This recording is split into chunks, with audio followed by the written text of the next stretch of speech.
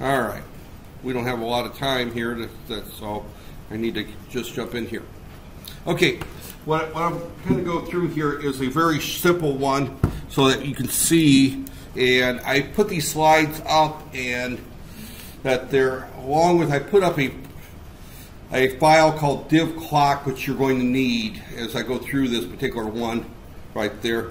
But I'm not going to go through finite state machines. We've already talked about finite state machines. I'm just going to jump into the VHDL implementation that there. So this is a very simple counter right there. Here now, the way that I've drawn it here, and it's kind of funny, when I was searching for my slides this morning online, I discovered that they've been pilfered and put on like 5 different websites. So I've been stealing slides. Other people have been stealing my slides, so I don't feel so bad. That there, and to be honest, I don't care. It's just I thought it was funny that I said 5 different websites had the slides I was looking for. That there. So this is the basic block diagram, and that there. And notice that I do this a little bit different. This is a more finite state machine. None of my inputs go to my output here. So there, and I do it separately. I have my state transition table, and then I know what my state is, and then I determine what my outputs are from my current state right there. So we're going to simply go through, and we're going to do this in a process and use a case select right there. And this is the whole highlight of this right here. These slides are up there. You can just copy or paste this, or you can download this. Now I put this on the e-learning about 5 minutes ago, so you can download these slides. I don't know if you found it or not. If there is anybody looking at there. So, but this is the basic VHDL, very simple counter design. This counts from 0 to 7 and just resets back right there. This is basically, again, the format that we talked about last week. Library, IEEE, use IEEE.standardlogic_1164.all. Our black box is a simple counter. It's got a clock, a reset as inputs, and it's got a count out right there. Simple counter right there. That's our little black box. Here's our architecture. Now this is something I didn't talk about last time, but I'm defining a type, and it's a state type. It's very similar to when you took C, you did enumerated types. No, I think you guys skipped enumerated types. I asked my class yesterday, my microprocessor class, and they said that they did not have enumerated types when you took C. Does that sound familiar? Does that term enumerated type sound familiar? Where you have days of the week, months of the year as a type? Nope, you did not. That there. Well, C allows you to do that, and VHDL allows you to do that as well. So I am setting up a type, and it's called state type, and it has as allowed values S0 through S7 right there.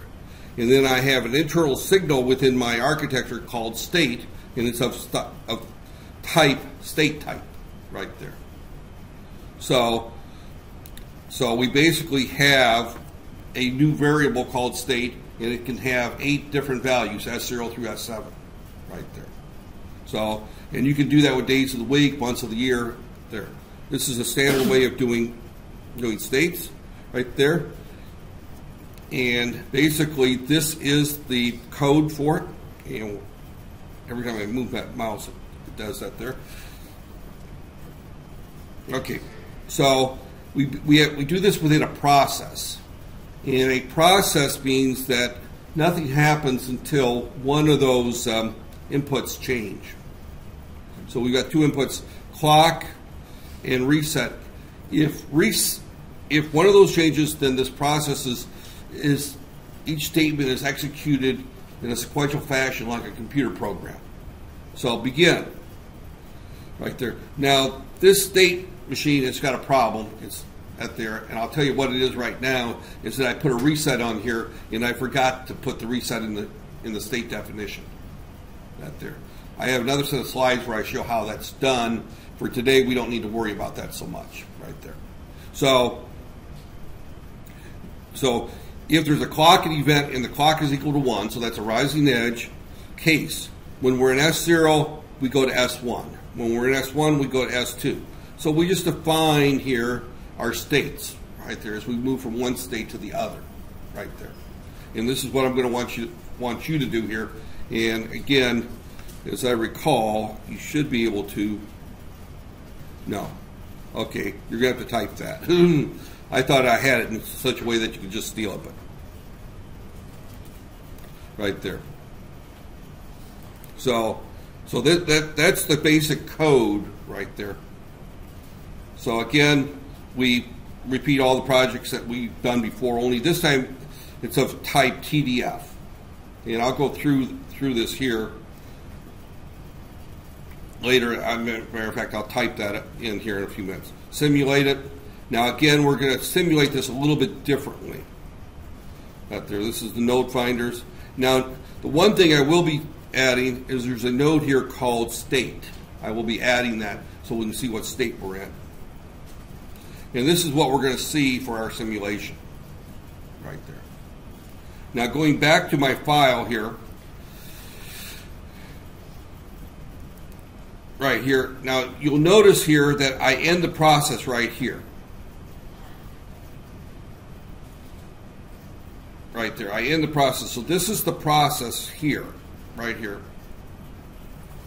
And I am sorry, my throat is hoarse and I've got a little bit of a headache going, so I'm not actually feeling that well today. So, but this is my process right here. And oh, okay, now it's working. Or is this a case where the lines are showing up somewhere else? All my hardware seems to be malfunctioning.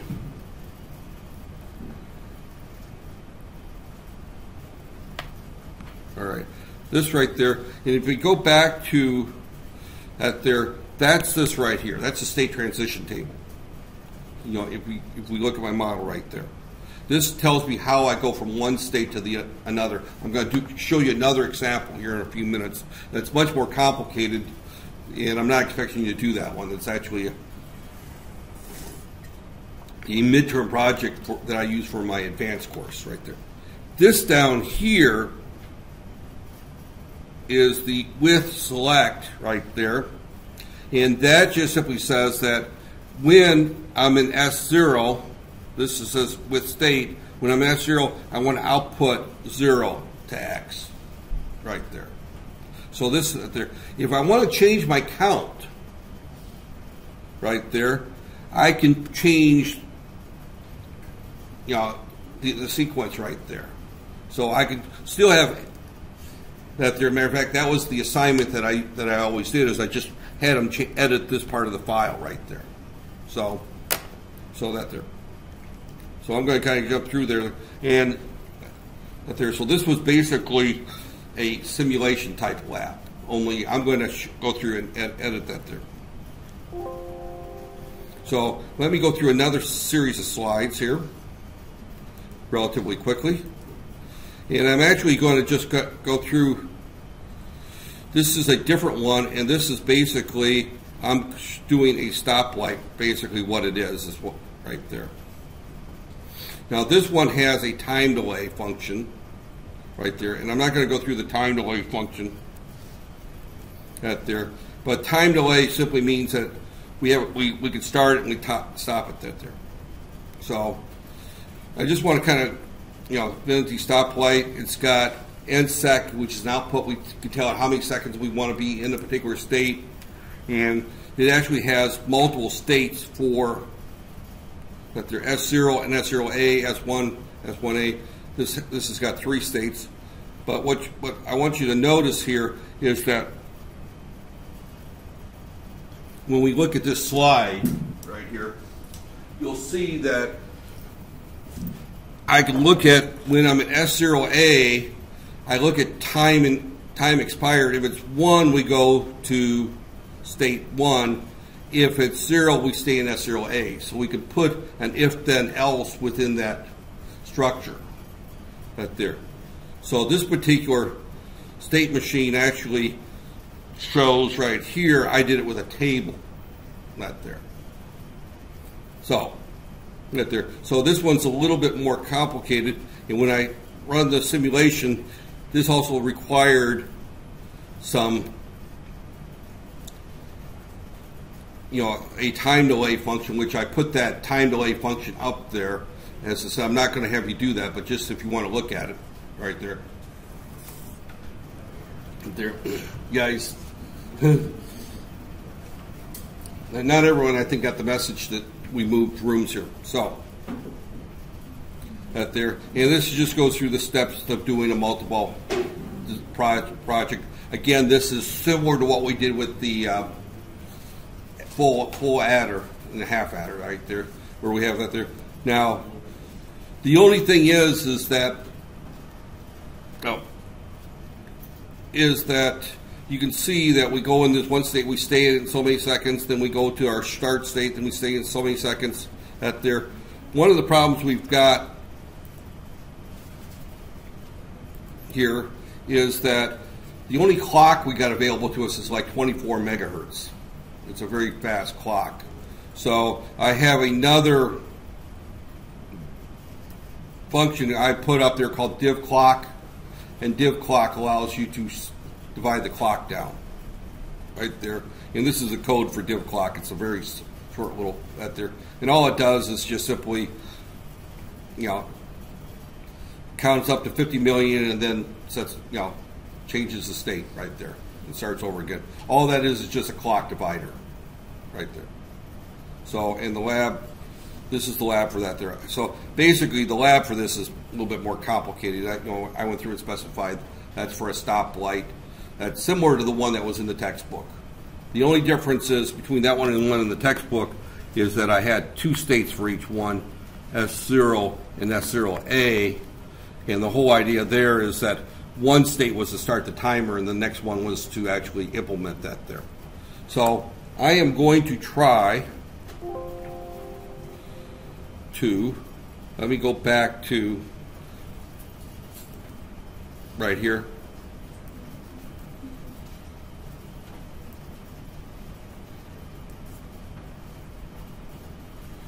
Right there, and I'm going, I thought I had that in such a way that I could get there, but I'm going to go ahead and type this in and kind of go through this. At this point, you can probably follow along with me as I type this in right there. So the steps that we're going to go through here is we're going to create a VHDL, and this is where having the low resolution drives me insane.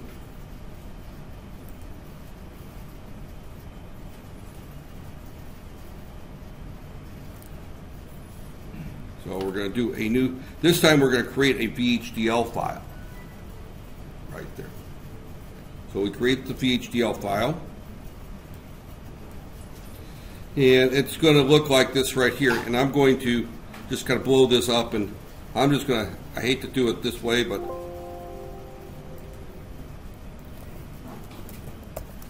Rary, IEEE, use IEEE dot standard logic 1164 dot all right there, entity simple counter is port, and we're going to clock. And I'm going to leave reset off because I didn't put it in the code, so I'm just going to leave it off so that we can't reset this clock. We won't have a reset for this clock right there. If I that there, so I'm not going to worry about the reset there. I'm just going to say clock right there. Port right there. Port end. Standard logic right there. count,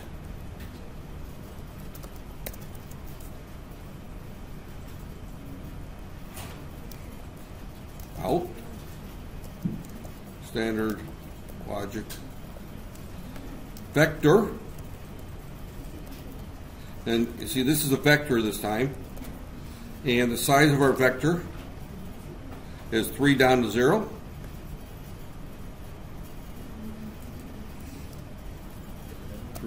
Down to 0, right there. Close that.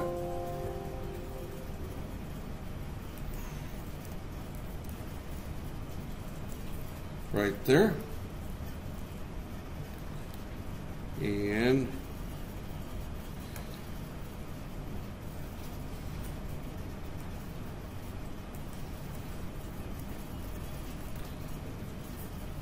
end simple counter right there. So that sets up our at there architecture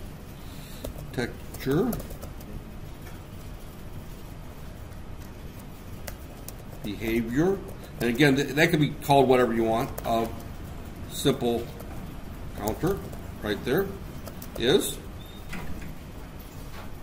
right there.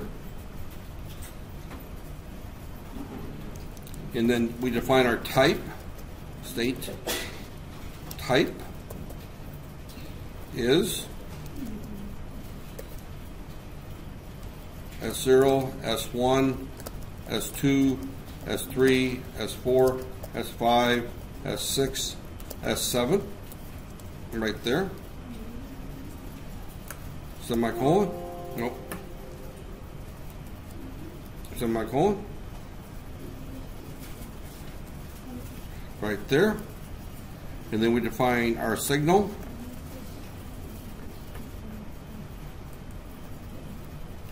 and capital letters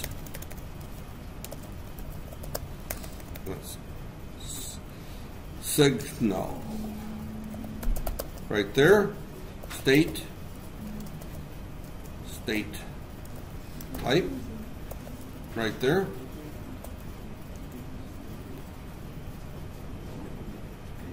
These should actually be indented right there. And then we begin right there. And then we're going to put in a process. And our process is only going to have clock in our sensitivity list right there, because I took the reset out. Begin. If clock event and clock equal 1. Now note that I put the 1 in a single parentheses there. And the goal here is not necessarily to teach you VHDL in a 30-minute demo here, but is so that you can see how easy it is to do a counter in VHDL. Right there. Then here we do a case state is, and then this is actually fairly easy because we do the first one here. When S0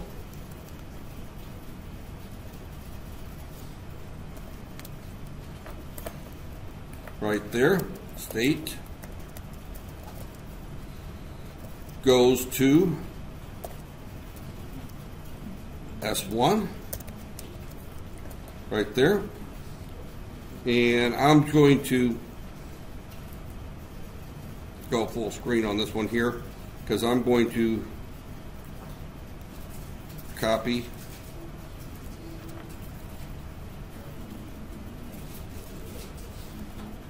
and it does funky things when I do it that way, but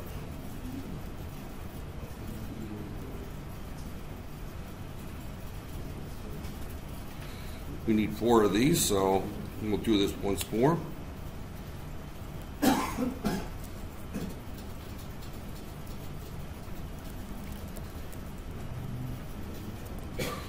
and then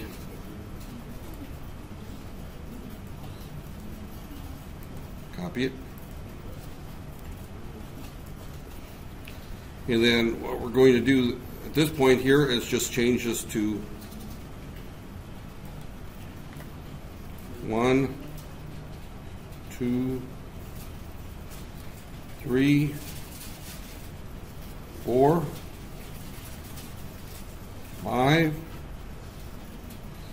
6, 7, and then this goes to 2, 3, 4,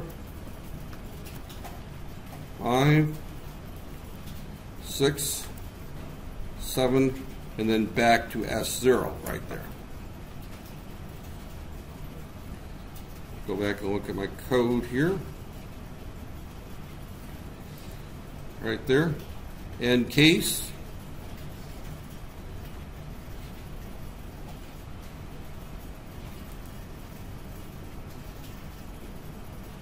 So end case and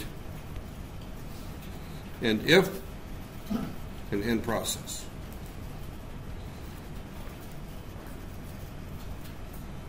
End case and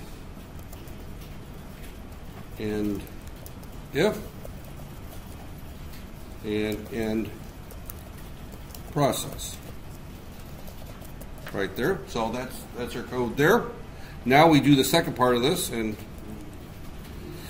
right there, the second part of this is fairly straightforward. It's just one long statement. Now this one here is a little tricky, and let me point out something here, is that all these end with a comma but the last one. Right there. Everyone see that? So I just do a with case select and then count. So with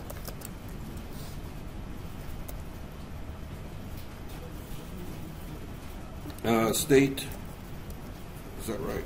Now I'm drawing a blank here. With state select, yeah.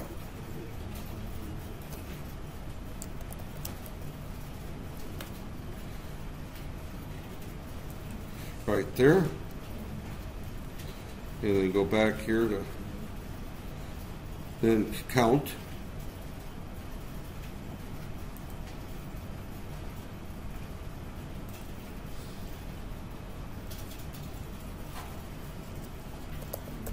Count.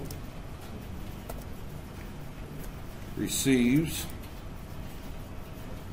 Right there. And right there.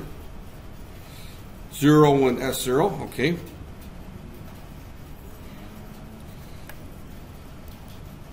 Zero when S0, make sure that's the right comma. And this is where things get messed up if you don't put the commas in the right place here. Oh, okay, X, that should be X quote. See X quote there, I did not put that right. X quote right there. And I'm going to copy this right here. Copy. Right here, make sure it's copied. Yep.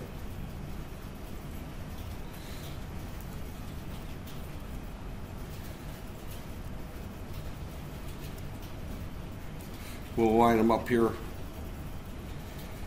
all later. We got 4,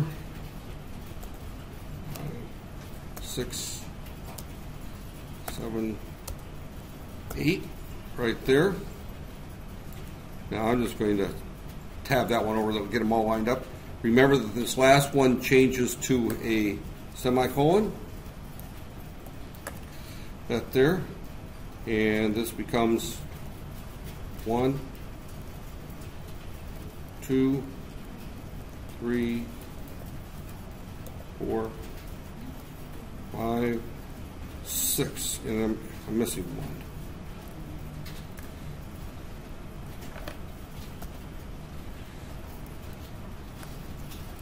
right there.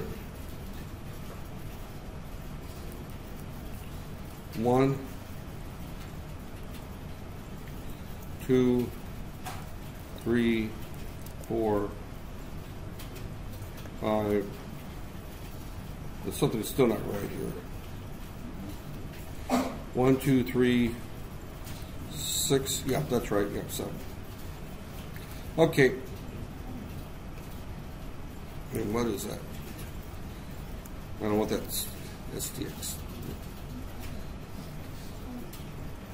And end behavior. That should be it right there.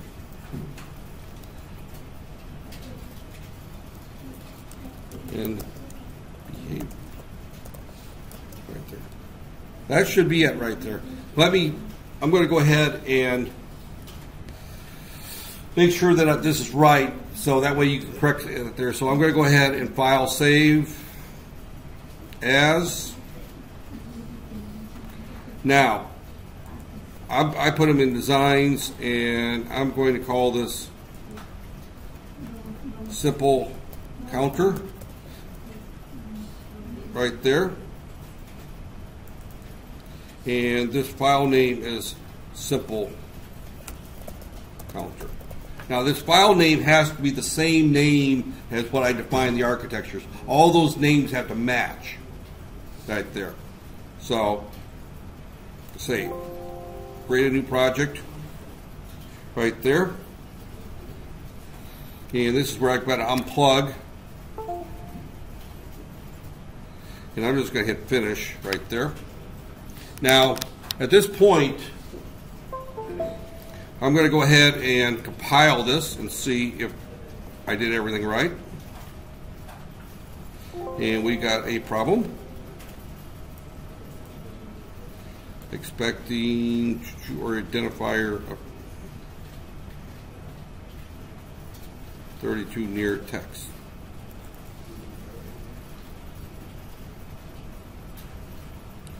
Count. Okay. Oh, right there. That will cause a minor problem every time. And it still gives me an error.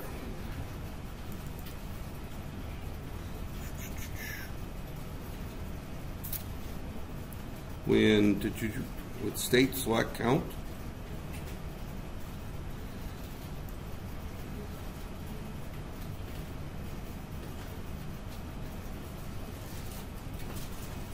And did I make a mistake somewhere here?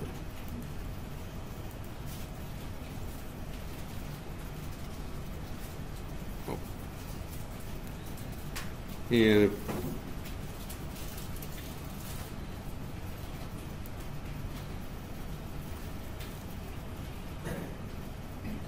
oh, it's down here is where it's giving it there. With count, with select case. Let's go through here because that looks exactly right.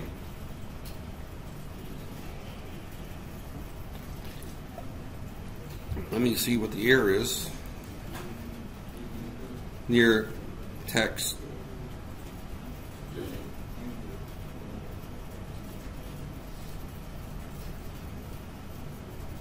It's happening on the second one. Right there.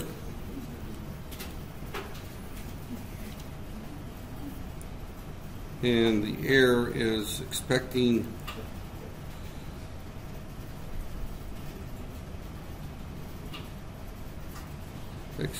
near the text. That's on line 32.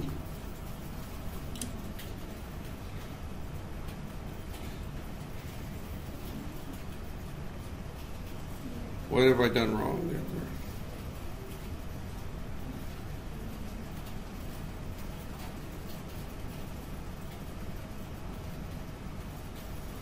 Oh, you know what I did wrong? I see what I did wrong here. Oh.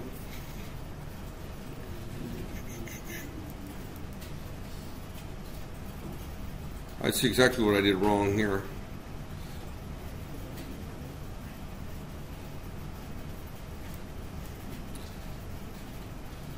we only put that in on the first one.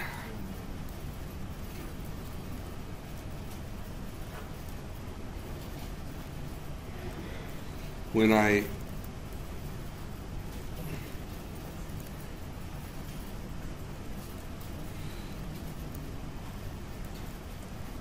can see, tell it's been over a year since I wrote into HDL. Okay. Oh, now it's down to 3 errors.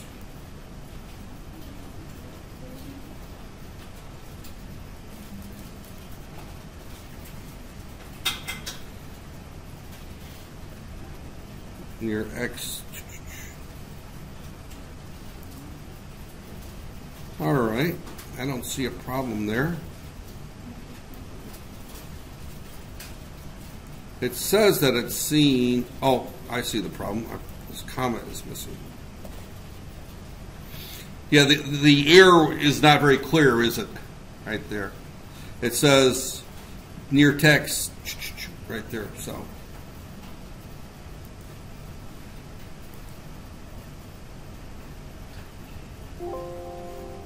Count is used but not declared. Count is used. I thought I fixed that already.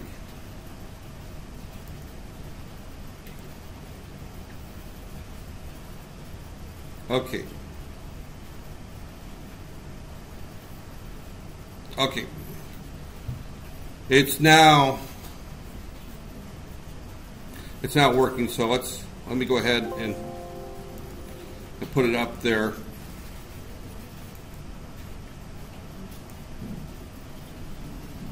Right there. Matter of fact, I don't have a Facebook page for this class, so my other classes I've been creating Facebook pages. I didn't for this class because it's so easy to just grab this and put it up on Facebook and you can grab it that there. Actually, I could put it up on the e-learning real quick.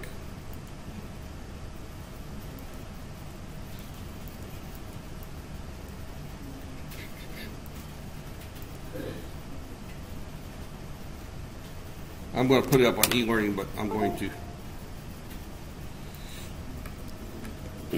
simple counter real quick. I misspelled it, it doesn't matter. Right there. File add. Choose file.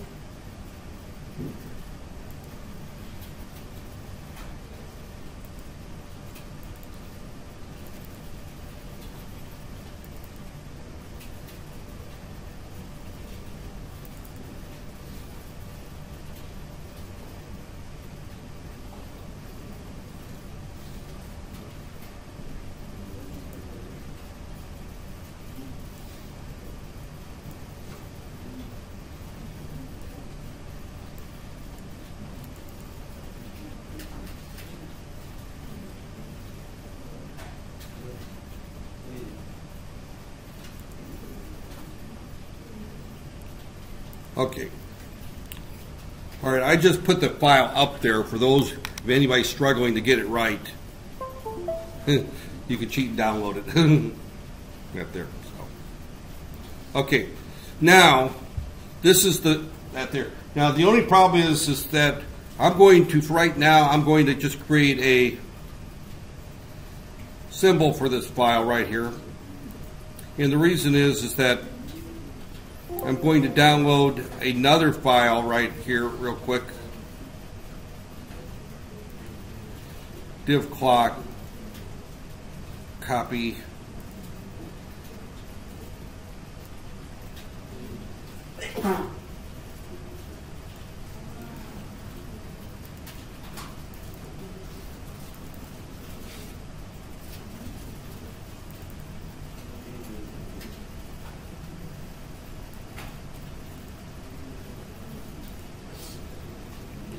Right there.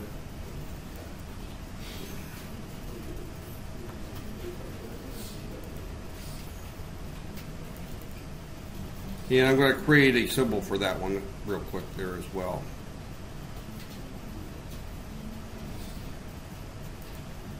Right there. All this one does is just divide the clock down. Right there. This just divides our clock down. Up there, and we'll talk about that in a few minutes here. Okay, now let's go through and simulate this counter and see how it works right there. So let's go ahead and create our vector waveform file. We do it like we did before, edit, end time, 20 or whatever, it doesn't matter. Our grid time, cancel, edit. Our grid time, we can set to 100 nanoseconds, it doesn't really matter. Right here now, node finder. Now this is a little bit different because first off we can list our pins, and I'm just going to bring those two there. But then I also want to list here design entities all, because I want to bring the state over too. I want to see what state I'm in right there. And the only thing we have to put in is our count. Right there. There's our count.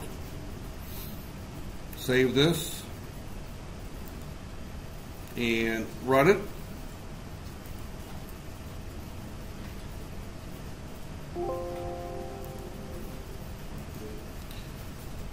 And you can show that, you can see that it shows what state we're in. It shows, here's our rising edge, and it just shows our transition there fairly easy. So that's how we would do a finite state machine in BHDL. Now if we want to change our count sequence, all we have to do is change this to 0, 2, 4, 6, 1, 3, 5, right there. Change it, right there.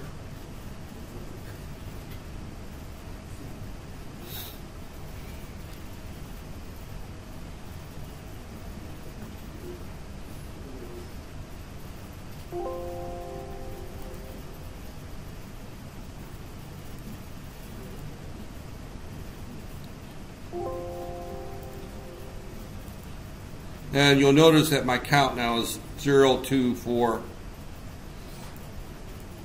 So I can easily change the count sequence that we want to count that there. Now the only problem is I can't put this on the board because our board's got too fast of a clock to see this work.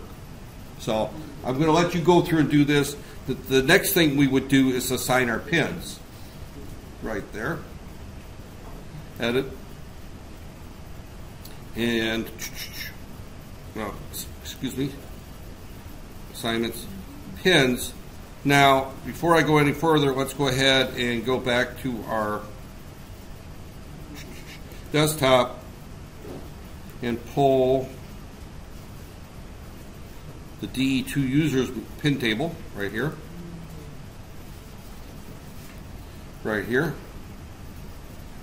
And we're not using any of the switches. Right there, we're only going to use the LEDs. And this doesn't show all of our pins, does it? There's our switches. Toggle switches. Where's our LEDs? Oh, okay. I didn't go far enough here.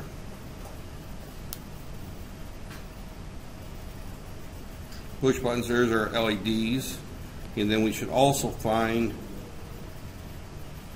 we have on pin N2 is our clock right there. Pin N2 is our clock. Now, we simulated this thing and it worked just fine. But if we try running this, that 50 megahertz clock is just way too fast. So to put this on the board, I have to go through another step. And again, as you guys are going through this, remember that there's no lab report for this, and this is not going to be on the final exam. This is more of a demonstration to show you why we use VHDL. That there. We did go through how we would do this manually, but so that you see that there. But we need to go ahead and assign our pins right there. So our clock, I'm going to put on D13. D13. Was that right? Yeah, D13. In our LEDs,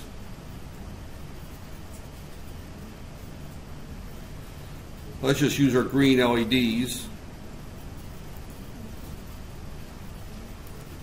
Right there. So our green LEDs actually start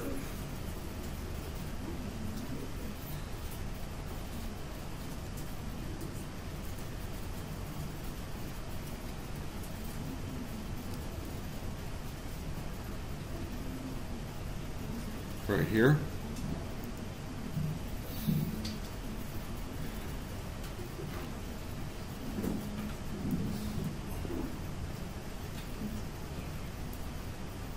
So clock 3 is V18.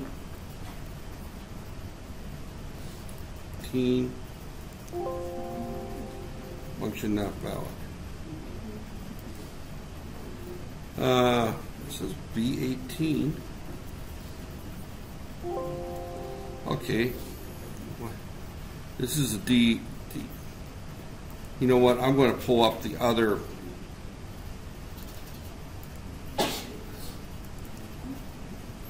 I don't trust that manual for some reason. Okay. Clock inputs. 50 megahertz goes. Okay. Those are for different.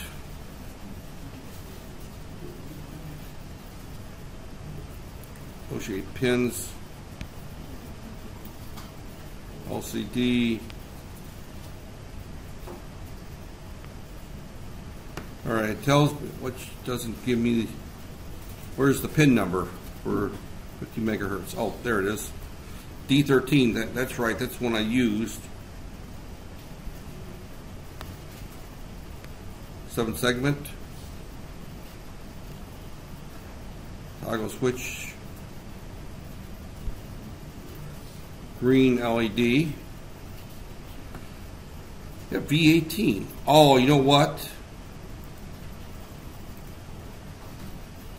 That's the right device. This is a Cyclone 3, right? Yeah, that's the right device. Why doesn't it like LED? It does not like V18. There's something not right there because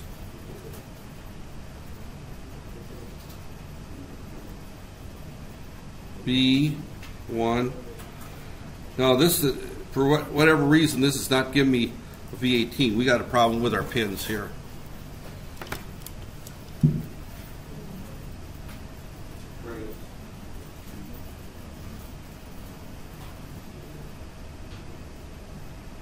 Oh, this is a Cyclone 2 board.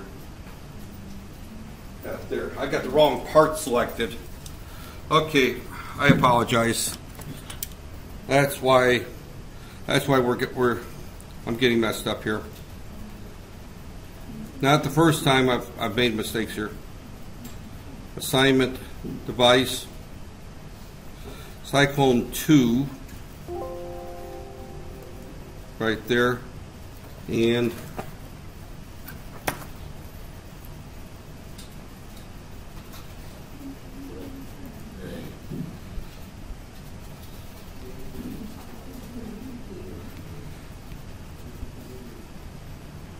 anybody?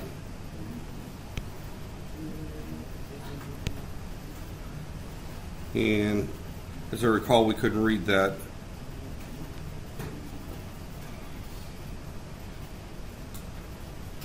It's a 2C35.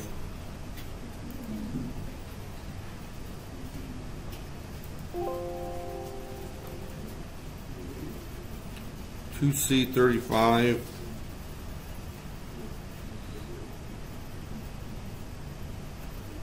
I believe it's the F484C7, as I recall.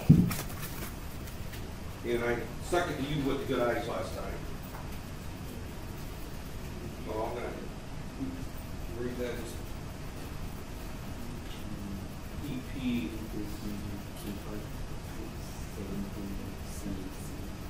C6, so it's 2C35 F484.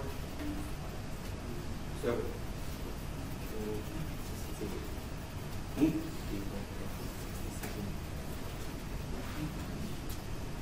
oh, 60, okay, 672 C6.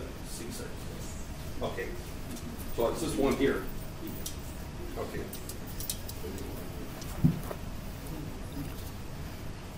This one here, okay.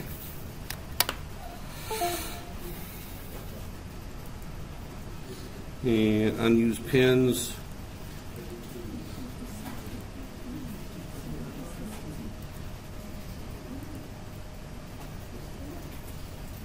Okay.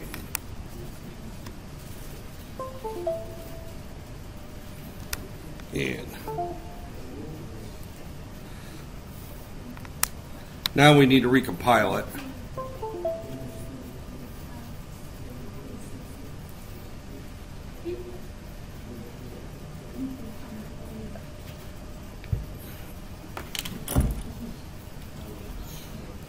Now we can go through and assign the pins. Something wasn't right.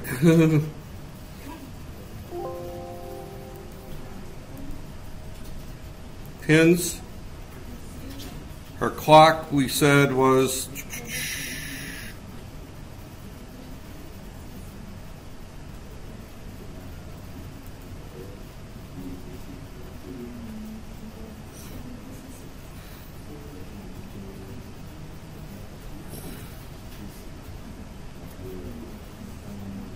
our clock input is on D13. Well, actually, and I'm going to use D13. It's a little slower. D13.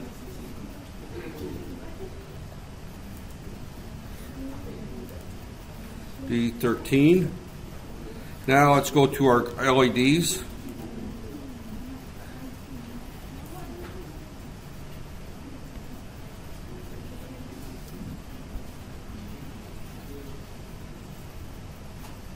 And you know what? I'm not going to try remembering this. Let's just simply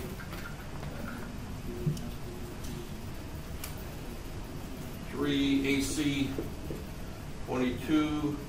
This is 3, 2, 1, 0. AC 22, AB 21. 1 is AF 23 and AE 23. Right there.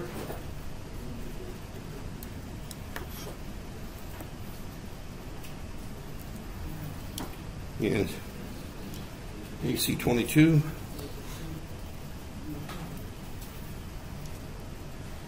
AB 21, AF 23,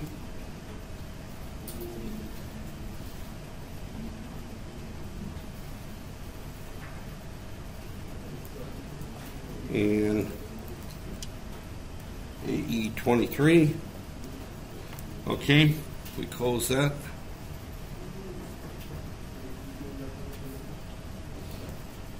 We recompile it again. Now,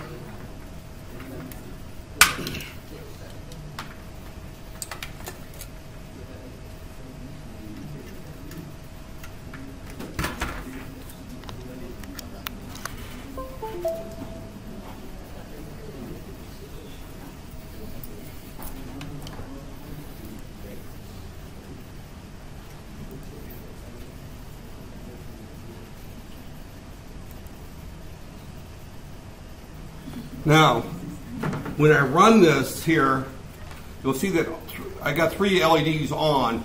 I set up 4 bits, and I'm only going up to 7, so the highest order bit, number 3, never comes on.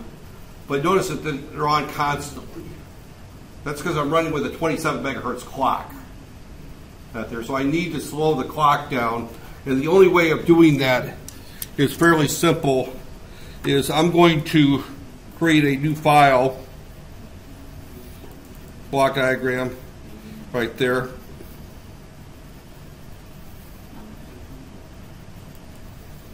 And this is kind of, I should have done this in the first place, and there, but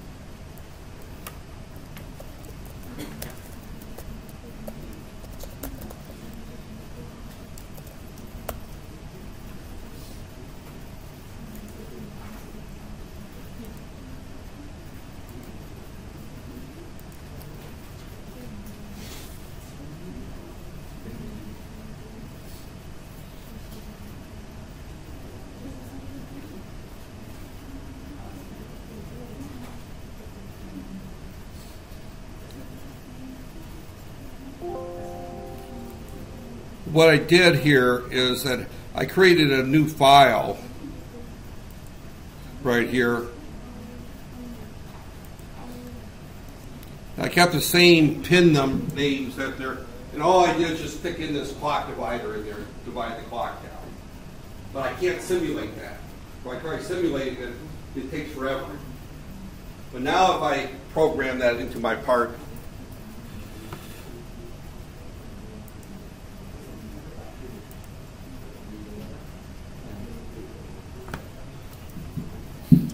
you should see that it does by count.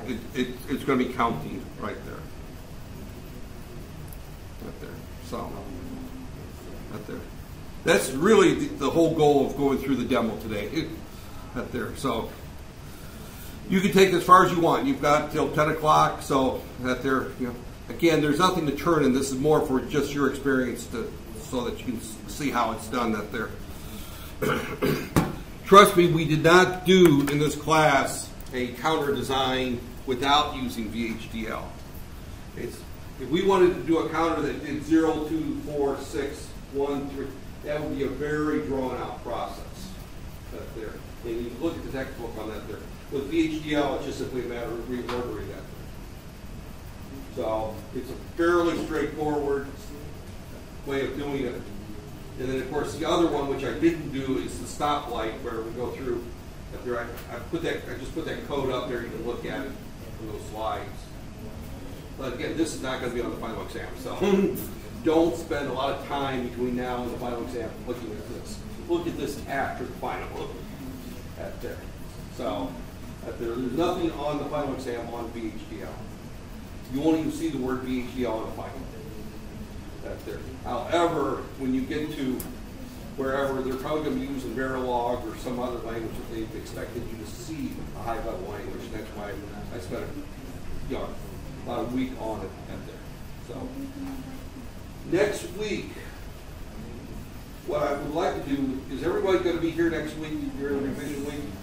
Okay, I am going to go through and review what's going to be on the final on Thursday. Can I go through it? But next week I'm going to pick a day. I'm thinking probably Tuesday at 9 o'clock. Is that all okay? That's with everyone? And what I'm basically going to do is I'm going to write up a series of questions that look like final exam questions and just solve them for you. What's that?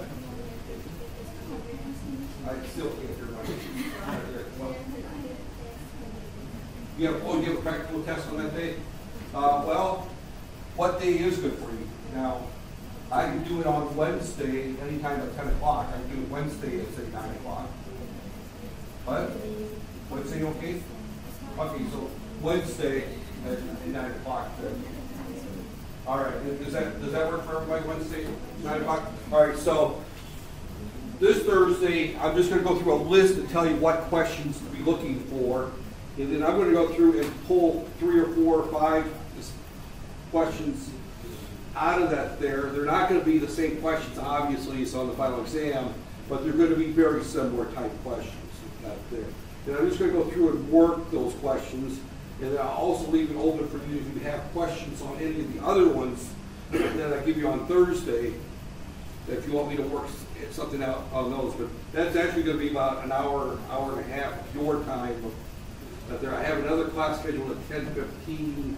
You know what? Let's make it at 12 on Wednesday. Does that work better for everyone? Is that all right? Because then I can go over in 2 hours if I have to. That's there. If I do it at 9 and I got another class at 10:15, then I'm going to be rushing. So let's do it after my 10:15 class. We'll do it at 12, and hopefully that room's open. If not, we'll find another room. That's there. So, the reason I picked Tuesday at 9 o'clock, actually we could do it Thursday here, our scheduled last time. We're scheduled Thursday, but I don't even know when. To be honest, I don't know when your final exam is scheduled. Well, I wasn't supposed to teach this class that there. I was given this class at the last minute that there because I already had a very full schedule. I had a short semesters that there, plus I had a full schedule, 14 hours in the normal semester. So I wasn't supposed to teach this. This was kind of just thrown at me at the last minute. So that's why some days I seem like I'm teaching 4 or 5 classes because I am right now that there. So Thursday, so when is your final exam? Do you know when your final exam is? So which day? 19th of October? What's that? So it's on the 26th of October? 26th of October, that's a Monday. Oh, I got a problem. I'm supposed to be at a conference that day. That's there. Well, someone else would probably proctor the exam and lead me, but that's probably because there's problems with the exam. So, yeah, I'm supposed to be in Cooter Giant that day for a conference. That's there. Why don't we schedule that? Yeah, because that's during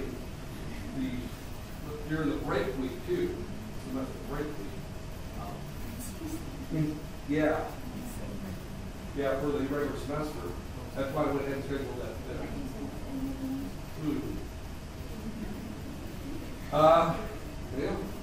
Yeah, I kind of go to the conference. I've already committed to the meeting, but I've already committed to the conference. The final exams start on the 20th, right? There's just that week. Boy, the rescheduled final has to. Let me talk to some folks and see what we do. But because that's the 26th is on Tuesday, right? Or no, Monday. Let me find out when my presentation is, but I've already booked hotels. Okay, let me see what I can do on that. Let's keep it on Wednesday at 12 o'clock. Since your final exam is on scheduled for Monday, because if I wait till Thursday, that doesn't mean that much more time. Later in the week, that would be easier. What other finals does everybody have? You have finals? Yeah, rescheduled finals. In the U.S., it's very easy. Here, I think there's a long, drawn-out process.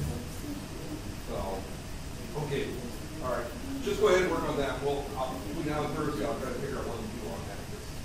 That creates a little bit of a problem. And again, it wouldn't have been a problem day one because I submitted this paper 3-4 months ago. So, all right. Actually, I think I'm recording all this, and let me not record this.